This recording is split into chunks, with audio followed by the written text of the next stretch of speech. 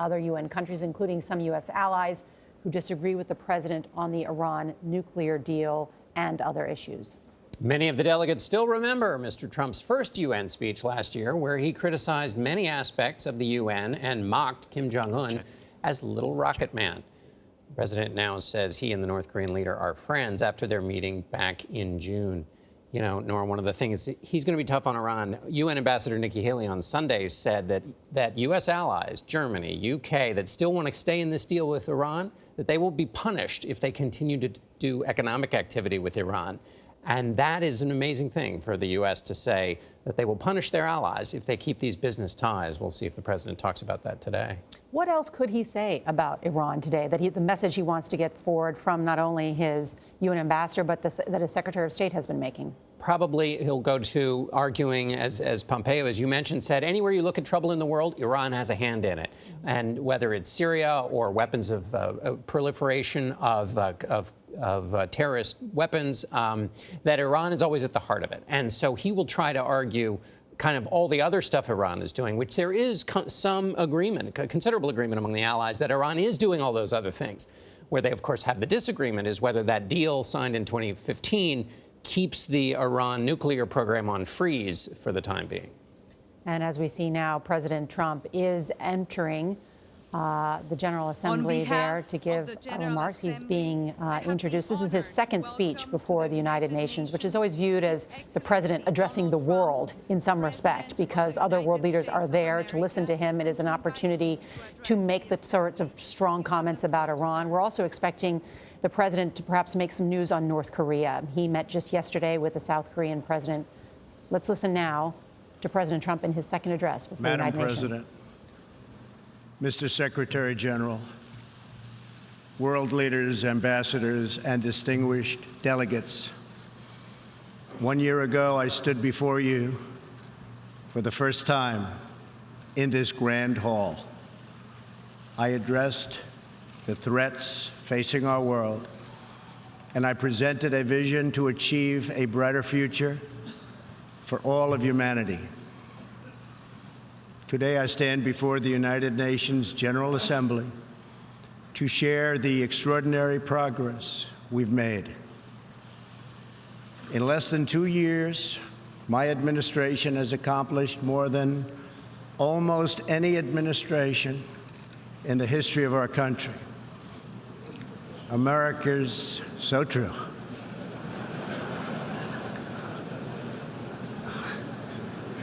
Didn't expect that reaction, but that's okay.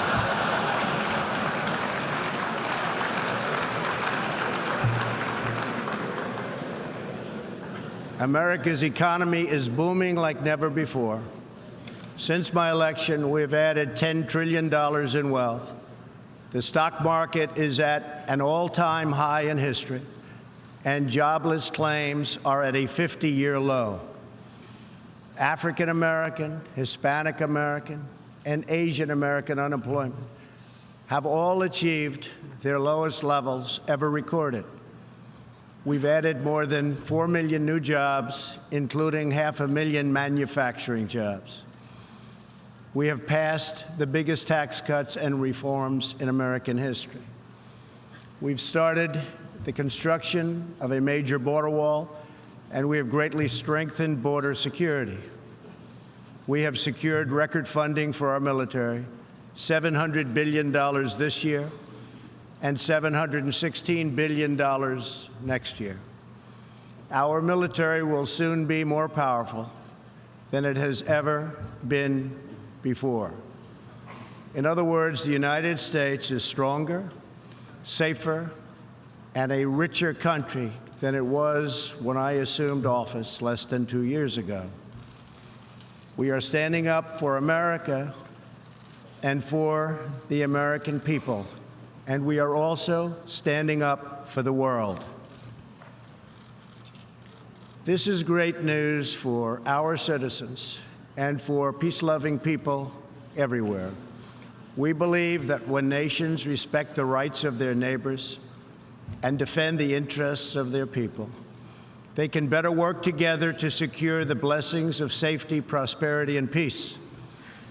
Each of us here today is the emissary of a distinct culture, a rich history, and a people bound together by ties of memory, tradition, and the values that make our homelands like nowhere else on earth. That is why America will always choose independence and cooperation over global governance, control, and domination. I honor the right of every nation in this room to pursue its own customs, beliefs, and traditions. The United States will not tell you how to live or work or worship.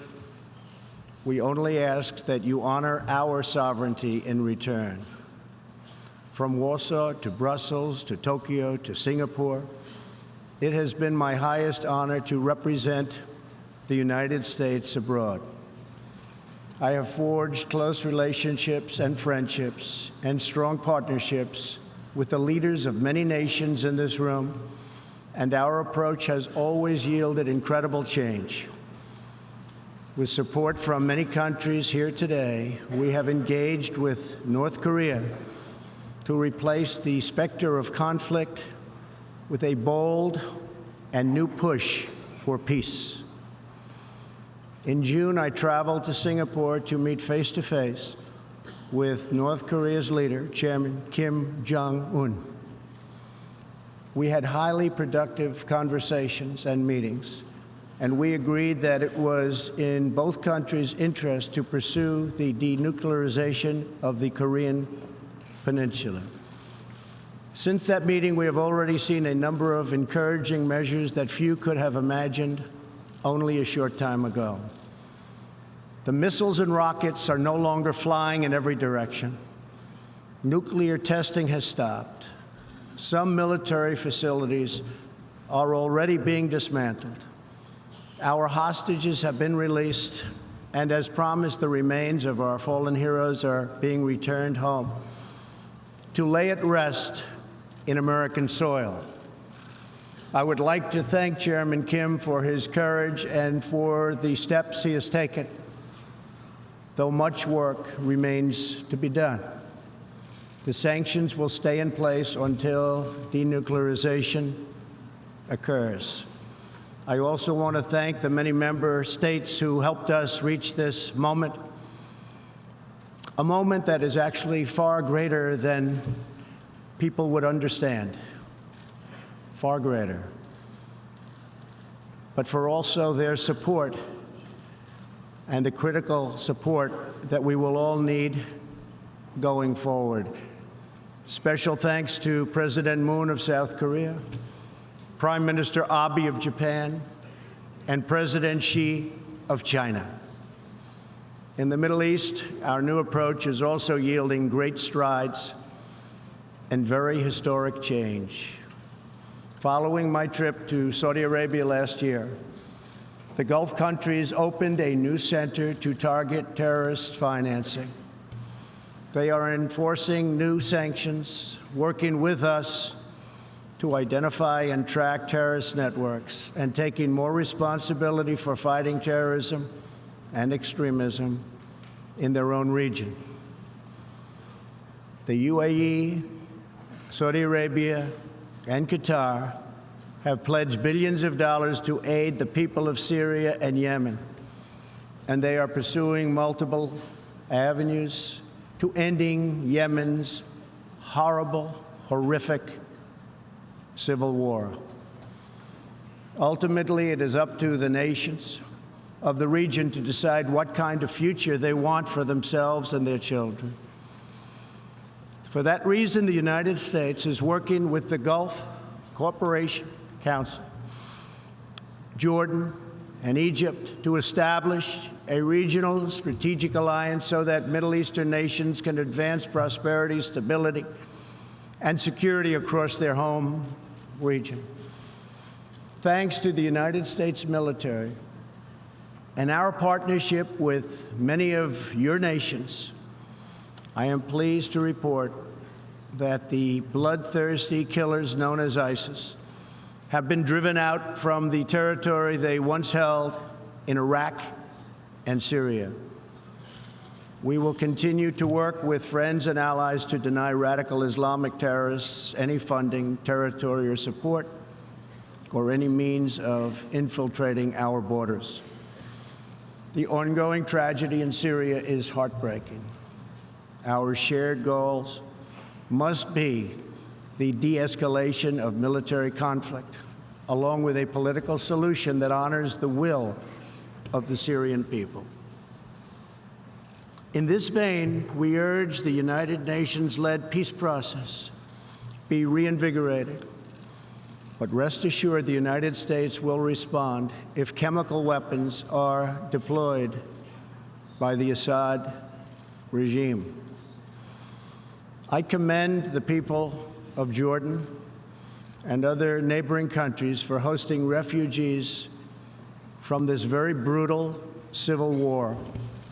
As we see in Jordan, the most compassionate policy is to place refugees as close to their homes as possible, to ease their eventual return to be part of the rebuilding process. This approach also stretches finite resources to help far more people, increasing the impact of every dollar spent. Every solution to the humanitarian crisis in Syria must also include a strategy to address the brutal regime that has fueled and financed it, the corrupt dictatorship in Iran. Iran's leaders sow chaos, death, and destruction.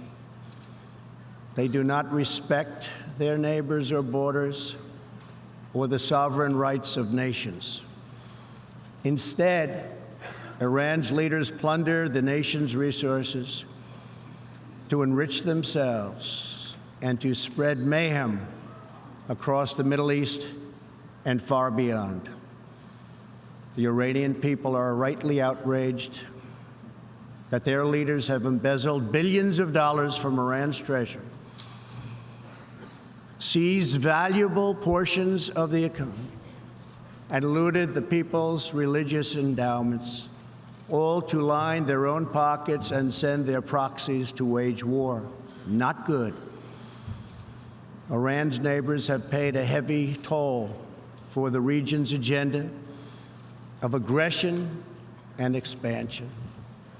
That is why so many countries in the Middle East strongly supported my decision to withdraw the United States from the horrible 2015 Iran nuclear deal and reimpose nuclear sanctions. The Iran deal was a windfall for Iran's leaders. In the years since the deal was reached, Iran's military budget grew nearly 40%. The dictatorship used the funds to build nuclear-capable missiles, increase internal repression, finance terrorism, and fund havoc and slaughter in Syria and Yemen. The United States has launched a campaign of economic pressure to deny the regime the funds it needs to advance its bloody agenda. Last month, we began reimposing hard-hitting nuclear sanctions that have been lifted under the Iran deal. Additional sanctions will resume November 5th, and more will follow. And we are working with countries that import Iranian crude oil to cut their purchases substantially. We cannot allow the world's leading sponsor of terrorism to possess the planet's most dangerous weapons.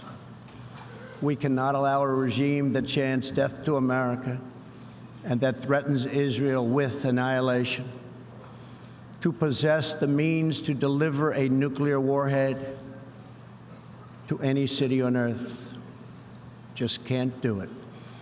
We ask all nations to isolate Iran's regime as long as its aggression continues.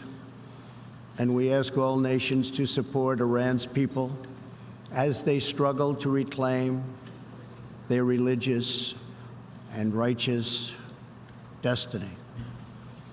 This year, we also took another significant step forward in the Middle East in recognition of every sovereign state to determine its own capital. I moved the U.S. Embassy in Israel to Jerusalem.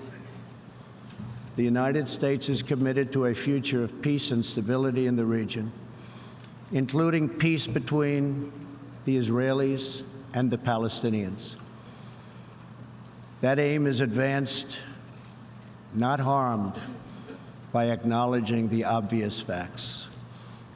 America's policy of principled realism means we will not be held hostage to old dogmas, discredited ideologies, and so-called experts who have been proven wrong over the years, time and time again. This is true not only in matters of peace, but in matters of prosperity. We believe that trade must be fair and reciprocal. The United States will not be taken advantage of any longer. For decades, the United States opened its economy, the largest by far on earth, with few conditions. We allowed foreign goods from all over the world to flow freely across our borders. Yet, other countries did not grant us fair and reciprocal access to their markets in return. Even worse, some countries abused their openness to dump their products, subsidize their goods, target our industries, and manipulate their currencies to gain unfair advantage over our country. As a result, our trade deficit ballooned to nearly $800 billion a year. For this reason, we are systematically renegotiating broken and bad trade deals. Last month, we announced a groundbreaking U.S.-Mexico trade agreement. And just yesterday, I stood with President Moon to announce the successful completion of the brand new U.S.-Korea trade deal. And this is just the beginning. Many nations in this hall will agree that the world trading system is in dire need of change. For example, countries were admitted to the World Trade Organization that violate every single principle on which the organization is based. While the United States and many other nations play by the rules, these countries use government-run industrial planning and state-owned enterprises to rig the system in their favor. They engage in relentless product dumping, forced technology transfer, and the theft of intellectual property. The United States lost over 3 million manufacturing jobs, nearly a quarter of all steel jobs, and 60,000 factories after China joined the WTO. And we have racked up $13 trillion in trade deficits over the last 2 decades. But those days are over. We will no longer tolerate such abuse. We will not allow our workers to be victimized, our companies to be cheated, and our wealth to be plundered and transferred. America will never apologize for protecting its citizens. The United States has just announced tariffs on another $200 billion in Chinese-made goods, for a total so far of $250 billion. I have great respect and affection for my friend, President Xi, but I have made clear our trade imbalance is just not acceptable. China's market distortions and the way they deal cannot be tolerated. As my administration has demonstrated, America will always act in our national interests. I spoke before this body last year and warned that the UN Human Rights Council had become a grave embarrassment to this institution, shielding egregious human rights abusers while bashing America and its many friends. Our ambassador to the United Nations, Nikki Haley, laid out a clear agenda for reform, but despite reported and repeated warnings, no action at all was taken. So the United States took the only responsible course. We withdrew from the Human Rights Council, and we will not return until real reform is enacted. For similar reasons, the United States will provide no support in recognition to the International Criminal Court. As far as America is concerned, the ICC has no jurisdiction, no legitimacy, and no authority. The ICC claims near universal jurisdiction over the citizens of every country, violating all principles of justice, fairness, and due process. We will never surrender America's sovereignty to an unelected, unaccountable global bureaucracy. America is governed by Americans. We reject the ideology of globalism, and we embrace the doctrine of patriotism. Around the world, responsible nations must defend against threats to sovereignty, not just from global governments, but also from other new forms of coercion and domination. In America, we believe strongly in energy security for ourselves and for our allies. We have become the largest energy producer anywhere on the face of the earth. The United States stands ready to export our abundant, affordable supply of oil, clean coal, and natural gas. OPEC and OPEC nations are, as usual, ripping off the rest of the world, and I don't like it. Nobody should like it. We defend many of these nations for nothing, and then they take advantage of us by giving us high oil prices. Not good. We want them to stop raising prices.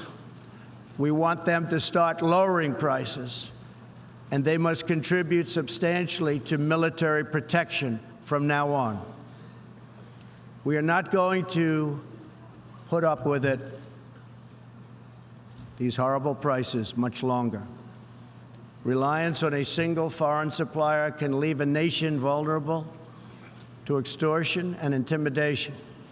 That is why we congratulate European states such as Poland for leading the construction of a Baltic pipeline so that nations are not dependent on Russia to meet their energy needs.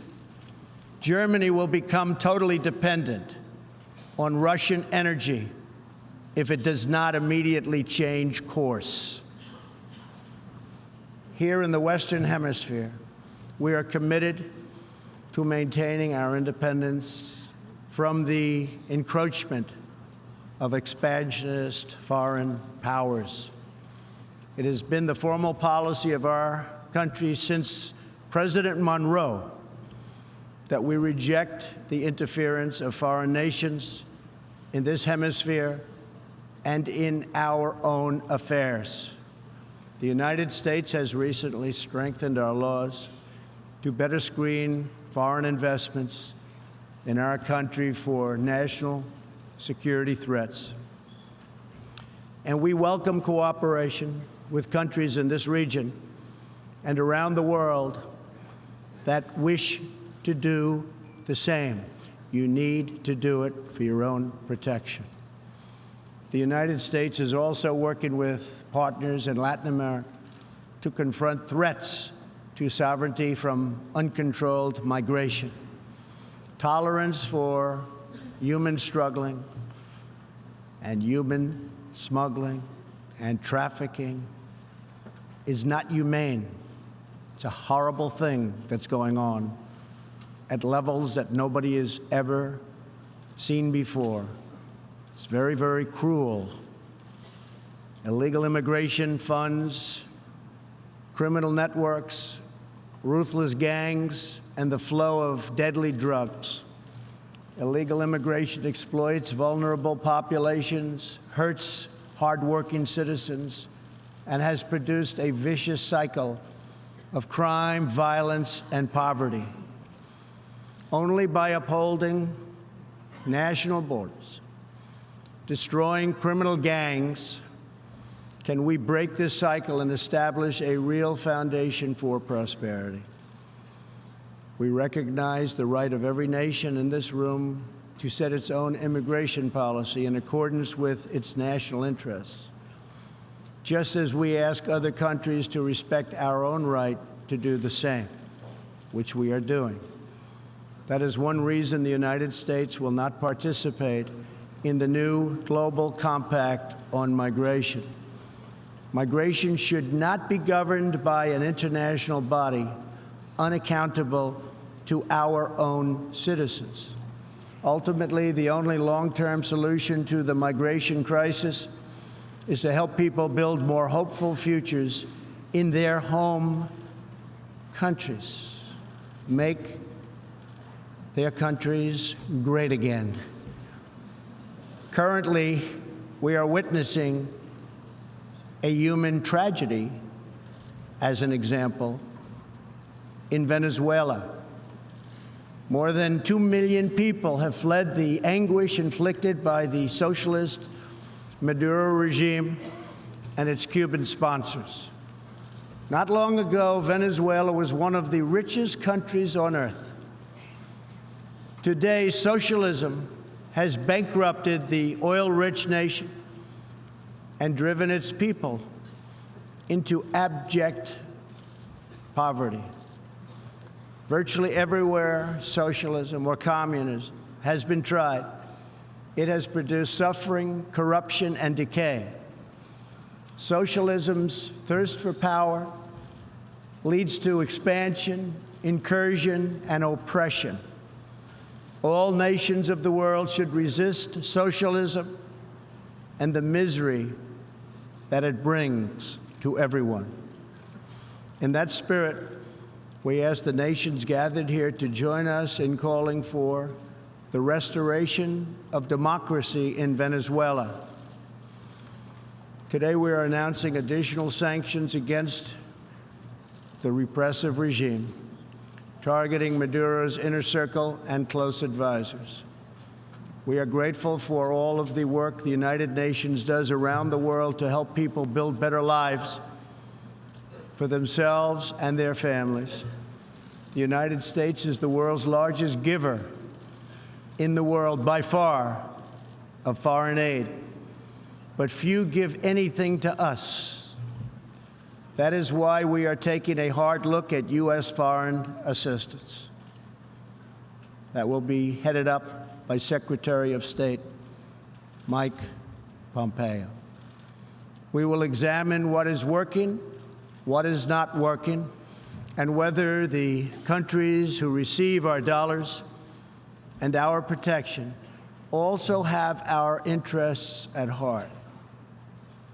Moving forward, we are only going to give foreign aid to those who respect us and, frankly, are our friends. And we expect other countries to pay their fair share for the cost of their defense. The United States is committed to making the United Nations more effective and accountable. I have said many times that the United Nations has unlimited potential. As part of our reform effort, I have told our negotiators that the United States will not pay more than 25% of the UN peacekeeping budget. This will encourage other countries to step up, get involved, and also share in this very large burden. And we are working to shift more of our funding from assessed contributions to voluntary, so that we can target American resources to the programs with the best record of success. Only when each of us does our part and contributes our share can we realize the UN's highest aspirations. We must pursue peace without fear, hope without despair, and security without apology. Looking around this hall, where so much history has transpired, we think of the many before us who have come here to address the challenges of their nations and of their times. And our thoughts turn to the same question that ran through all their speeches and resolutions, through every word and every hope. It is the question of what kind of world will we leave for our children, and what kind of nations they will inherit. The dreams that fill this hall today are as diverse as the people who have stood at this podium, and as varied as the countries represented right here in this body are. It really is something. It really is great, great history. There is India, a free society, over 1 billion people, successfully lifting countless millions out of poverty and into the middle class. There is Saudi Arabia, where King Salman and the Crown Prince are pursuing bold new reforms. There is Israel, proudly celebrating its 70th anniversary as a thriving democracy in the Holy Land. In Poland, the great people are standing up for their independence, their security, and their sovereignty. Many countries are pursuing their own unique visions, building their own hopeful futures, and chasing their own wonderful dreams of destiny, of legacy, and of a home. The whole world is richer. Humanity is better because of this beautiful constellation of nations, each very special, each very unique, and each shining brightly in its part of the world. In each one, we see awesome promise of a people bound together by a shared past and working toward a common future. As for Americans, we know what kind of future we want for ourselves. We know what kind of a nation America must always be. In America, we believe in the majesty of freedom and the dignity of the individual. We believe in self-government and the rule of law. And we prize the culture that sustains our liberty, a culture built on strong families, deep faith, and fierce independence. We celebrate our heroes. We treasure our traditions. And above all, we love our country. Inside everyone in this great chamber today, and everyone listening all around the globe, there is the heart of a patriot that feels the same powerful love for your nation, the same intense loyalty to your homeland. The passion that burns in the hearts of patriots and the souls of nations has inspired reform and revolution, sacrifice and selflessness, scientific breakthroughs, and magnificent works of art. Our task is not to erase it, but to embrace it, to build with it, to draw on its ancient wisdom, and to find within it the will to make our nations greater, our region safer, and the world better, to unleash this incredible potential in our people.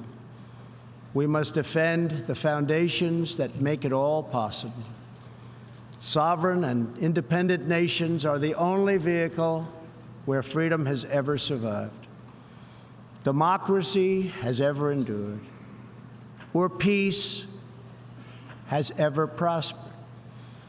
And so we must protect our sovereignty and our cherished independence above all. When we do, we will find new avenues for cooperation unfolding before us. We will find new passion for peacemaking rising within us. We will find new purpose, new resolve, and new spirit flourishing all around us and making this a more beautiful world in which to live.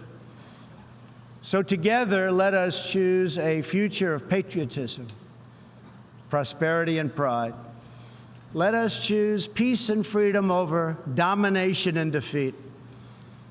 And let us come here to this place to stand for our people and their nations, forever strong, forever sovereign, forever just, and forever thankful for the grace and the goodness and the glory of God. Thank you, God bless you, and God bless the nations of the world. Thank you very much. Thank you. On behalf of the General Assembly, I wish to thank the President of the United States and there, of the America President of the United States on the world's most important diplomatic stage, boasting, bragging to the world of unprecedented accomplishments, and saying that in the less than 2 years of his administration, he's accomplished more than any other administration in the history of the world, which got some laughs. He got some laughs. He was, as he said, not expecting that. The entire speech was an attempt at making an argument, which was to a collective organization that was founded around the idea that countries need to come together and not just act independently. He was saying, no, it is acting independently that will keep our world safe. That's his argument. He's been making it since the campaign. It is not one that any of the members there, or most of the members there, have signed on to. Part of this America First message that has defined the Trump presidency. That's exactly right. That's exactly right. Coverage will continue throughout the day on your local news, on this CBS station, and on our 24-hour streaming network, CBSN. Watch it at cbsnews.com. There will also be a full wrap-up tonight on the CBS Evening News with Jeff Glor. Many of you will return now to CBS This Morning. This has been a CBS News special report. I'm Nora O'Donnell with John Dickerson, CBS News, New York. For news 24 hours a day, go to cbsnews.com.